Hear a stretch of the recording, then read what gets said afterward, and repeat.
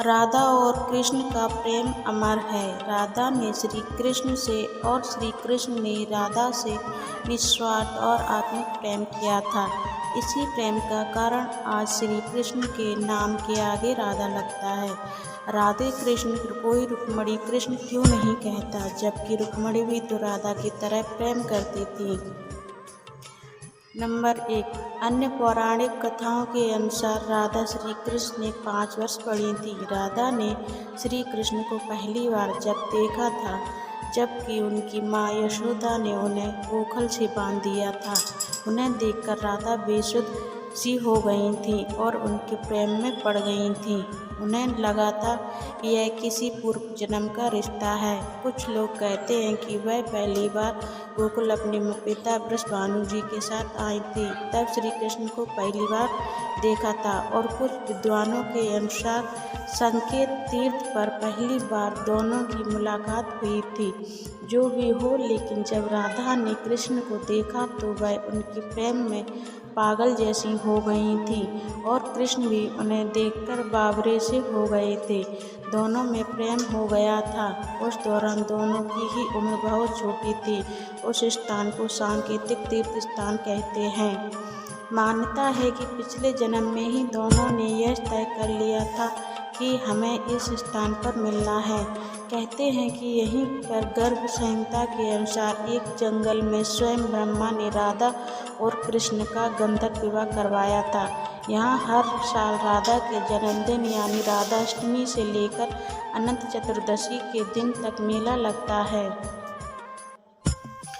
ब्रह्मवैवर्त पुराण की एक पौराणिक कथा के अनुसार श्री कृष्ण के साथ राधा गोलोक में रहती थी। एक बार उनकी अनुपस्थिति में श्री कृष्ण अपनी दूसरी पत्नी विरजा के साथ घूम रहे थे। राधा को जब श्राप मिला था तब श्री कृष्ण ने उनसे कहा था कि तुम्हारा मनुष्य रूप में जन्म तो होगा, लेकिन तुम सदैव मेरे पास रहोगी। यही कारण था कि राधा और कृष्ण बचपन से ही बिछड़ गए थे। बावरी होकर नाचने लगी थी और वह उनसे मिलने के लिए बाहर निकल गई थी।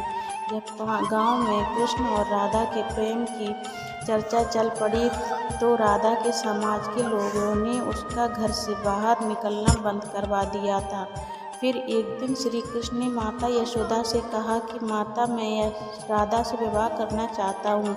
यह सुनकर यशोदा मैया ने कहा कि राधा तुम्हारे लिए ठीक लड़की नहीं है, लेकिन कृष्ण नहीं समझते हैं। तब गर्ग मुनि उन्हें एकांत में यह रहस्य बता देते हैं कि तुम यशोदा और नंद के पुत्र नहीं हो, देवकी और वसुदेव के पुत्र हो और तुम्हारे माता पिता को कंस ने कारागार में डाल रखा है। यह सुनकर श्री कृष्ण के जीवन की दशा बदल जाती है।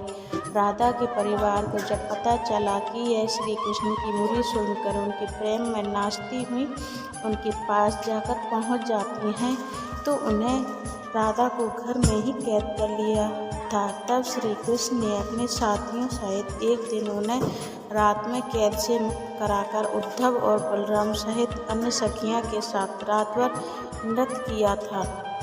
जब श्री कृष्ण वृंदावन छोड़कर मथुरा चले गए तब राधा के लिए उन्हें देखना और उनसे मिलना और दुर्लभ हो गया। कहते हैं कि राधा और कृष्ण दोनों का पुनर्मिलन कुरुक्षेत्र में बताया जाता है, जहाँ सूर्य ग्रहण के अवसर पर द्वारका से कृष्ण और वृंदावन से नंद के साथ राधा आई थी। राधा श्री कृष्ण को देखने और उनसे मिलने ही नंद के साथ गई थी। इसका जिक्र पुराणों में मिलता है। इसके बाद राधा और श्री कृष्ण की अंतिम मुलाकात द्वारका में हुई थी। सारे कर्तव्यों से मुक्त होने के बाद राधा आखिरी बार अपने प्रियतम कृष्ण से मिलने गई। जब वे द्वारका पहुंची तो उन्होंने कृष्ण के महल और उनकी 8 पत्नियों को देखा।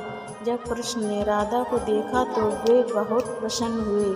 तब अनुरोध करने पर राधा ने कहा कि वे आखिरी बार उन्हें बांसुरी बजाते देखना और सुनना चाहती हैं। श्री कृष्ण ने बांसुरी ली और बेहद सुरीली धुन में बजाने लगे। श्री कृष्ण ने दिन रात बांसुरी बजाई। बांसुरी की धुन सुनते एक दिन राधा ने अपने शरीर का त्याग कर दिया।